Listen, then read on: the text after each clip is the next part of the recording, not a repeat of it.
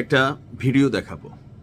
ভিডিওটা দেখানোর আগে বলছি যে জামাত ইসলামের যারা আছেন আপনারা আবার আমারে ভুল বুঝেন না যে আমি এই ভিডিওটা আসলে আপনাদের জামাতের বিরুদ্ধে করছি। আমি জাস্ট আমির হামজা নামক যে লালা হুজুর আছে এরা যে কতটা ভণ্ড আমি জাস্ট এইটা প্রমাণ করার চেষ্টা করতেছি। কারণ আসলে ওনারা যে কত রকম পোল্টিবাস ক্যারেক্টারে যাইতে পারে ভাই, এগুলার কারণে এই আমির হামজার মতন ক্যারেক্টারে আপনারা যেদিন নমিনেশন দিয়েছেন অনেক ভোট নষ্ট হয়েছে। কারণ একসময় আমির হামজা তার 14 গোষ্ঠীর আওয়ামী লীগের দাবি করছে।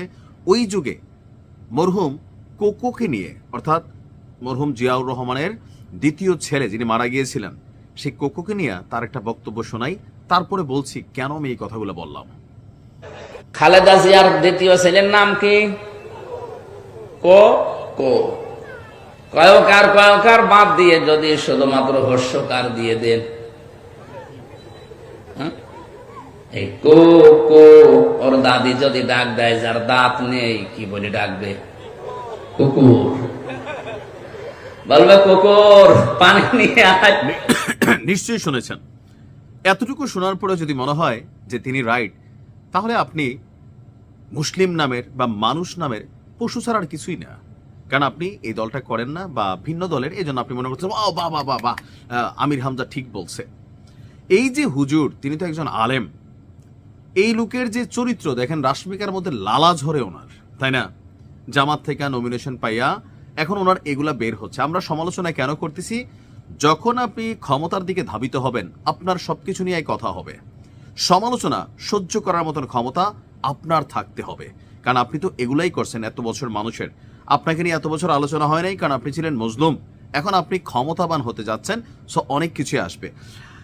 আমার কাছে মনে হয় জামাত ইসলামের রিক্রুটমেন্টের মধ্যে এই এমপি যাদেরকে মনোনয়ন দেওয়া হয়েছে অনেক পারফেক্টলি ফার্স্ট ক্লাস মেধাবী, মানে এক নজরে দেখলেই কথা শুনলে মনে হয় এই দাড়িপাল্লার ভোটটা দেওয়াই উচিত। এই লোকের দিকে তাকাইয়া জামাত পছন্দ করুক না করুক, এরকম কিছু সিগনিফিক্যান্ট কিছু প্রার্থী জামাতের আছে। আবার এই আমির হামজার মতন 2-4 জন, আরো 2-1টার কিন্তু ইদানিং দেখা মিলতেছে। এদের যখন এই ধরনের কর্মকাণ্ড সামনে আসে, আপনি এই মানুষটার কাছ থেকে মানে মুনাফিকি অ্যাক্টিভিটিস স্যার আপনি কি পাচ্ছেন? আমির হামজার পুরো বক্তব্য আপনি দেখবেন, অন্য আলেমদেরকে নিয়ে তো আমরা সমালোচনা করি না। আমি তো মিজানুর রহমান আজহারীর পক্ষে অলওয়েজ কথা বলি। কেন? তিনি ভালো কথা বলেন। আমি ওনার কথা তার মধ্যে ওই রকম নেগেটিভিটি কিছু পাই না। দেখেন, ওই যে জামাতের অনেকে মনে করতে পারেন যে আমি হয়তো নির্বাচনের আগ মুহূর্তে এই ভিডিওটা করা জামাত বিরোধী অবস্থান। না ভাই, আওয়ামী সরকারের সময় আমার বিরুদ্ধে মন্ত্রী পরিষদ বিভাগ থেকে একটা চিঠি গেছিল এসবি থেকে এই চিঠি রেফার হয়েছে আমার থানাতে, বুড়িচুং থানায়। সেখান থেকে বেশ কিছু ইনভেস্টিগেশন হয়েছে, ডিবি, এসবি, পুলিশ, আরও সরকারের বিভিন্ন পর্যায় থেকে। কারণ কি, আমার একটা দোষ ছিল কি, এখন যে দোষে আসক্ত এই মুহূর্তে তো আছি, কোনটা? যিনি সরকারে থাকেন, যিনি ক্ষমতায় থাকেন, তার অন্যায় কাজ নিয়ে সমালোচনা করা। এখন যে ক্ষমতায় থাকে সে তো তার সমালোচনা পছন্দ করে না। এই যে আপনারা অনেকে যারা আমার গালি টালি দিচ্ছেন, তো তারাও তো ভাই এই সামান্য সমালোচনায় আপনি নিতে পারতেছেন না। অনলাইনে একটা গালি দেওয়ার ক্ষমতা সিটি দিয়ে বসছেন। আর যার কাছে ক্ষমতা আছে, প্রশাসন আছে, সে প্রশাসন দিয়ে আমরা ডিস্টার্ব করবে। দিন শেষে আমারে জামাতের এজেন্ট বানাই একটা চিঠি চলে গেছিল, যদিও পরে সেটা ধোপে টিকা নাই। আমি জামাতের রাজনীতি করি নাই, জামাত নিয়ে অনেক পজিটিভ কথা বলি, যেটা পজিটিভ। অনেকে আমার জামাতের লুকি মনে করেন, হালকা হালকা এটা নাকি জামাতের দাড়ির একটা আইকনিক দৃষ্টিভঙ্গি। না ভাই, আমি সাধারণ মানুষ, আমি চেষ্টা করি ধর্মকে মানার। সেই জন্য আমার কথাবার্তার মধ্যে হয়তোবা যেহেতু অ্যাজ এ মুসলিম আমি ট্রাই করি যতটুকু পারি আমার দ্বারা সহজে সম্ভব এটা মাইনে নেওয়ার। সমালোচনাটার উদ্দেশ্য হচ্ছে একটা পজিটিভ পরিবেশ যখন তৈরি হয় সেখানে পজিটিভ ফার্স্ট ক্লাস মানুষ দরকার হয়। জামাত সম্পর্কে মানুষের যে পজিটিভ একটা ধারণা, ন্যারেটিভ এই মুহূর্তে তৈরি হয়েছে কম বেশি যেমনি হোক, আমির হামজাদের মতন মানুষদেরকে আপনারা যখন দলে রাখতেছেন একটা শ্রেণী পাচ্ছেন। ঠিক কিনা? ঠিক, এটা তো মাঠেও আছে। এক একজন এক একটা রোগে আসক্ত। আমার মনে হয় যে আমির হামজা হুজুরের এই ধরনের বক্তব্যগুলোর জন্য প্রকাশ্যে ক্ষমা চাওয়া উচিত।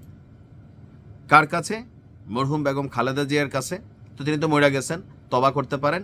জনাব তারেক রহমানের কাছে, বিএনপি পরিবারের কাছে, যে এই বক্তব্যটা তিনি দিয়েছিলেন। এখন এটা আবার এআই কিনা অনেকে প্রশ্ন করতে পারেন, বাট আমি ভিডিওটা যখন আপলোড করছি সর্বোচ্চ চেষ্টা করছি, আমার কাছে মনে হয়েছে ভিডিওটা রিয়েল। তারপরেও যদি কেউ মনে করেন যে এটা এআই, আমি ভিডিওটা নামিয়ে নিব, তবে প্রমাণ দিতে হবে, কারণ আমি এটা বিভিন্ন জায়গায় যাচাই করে ভিডিওটা আপলোড করছি। এদের অনেক কিছু আছে। এই ধরনের মানুষরা ধর্মকে ব্যবহার করে রাজনৈতিক দলকে টার্গেট করে, রাজনীতিকে ব্যবহার করে ক্ষমতা যাবার জন্য টার্গেট করে। দিন শেষে ভিতরে এদের লালা ছাড়া আর কোনো কিছুই নাই। দিন শেষে ক্ষমতা, শুধু লেবাসটা এরকম। জামাত ইসলামের ভালোর জন্য বলছি যে ওনাকে দিয়ে একটা সরি বলাই ফেলবেন। আর যেহেতু ইলেকশন চলে আসছে, এখন তো আর মনোনয়ন বাদ দেওয়ার সুযোগ নাই। যদি থাকতো আমি বলতাম যে ওনারা বাদ দিয়ে দেন। হুজুরের ভক্তরা হয়তো কষ্ট পাবেন, এটাই সমস্যা। ভালো থাকুন।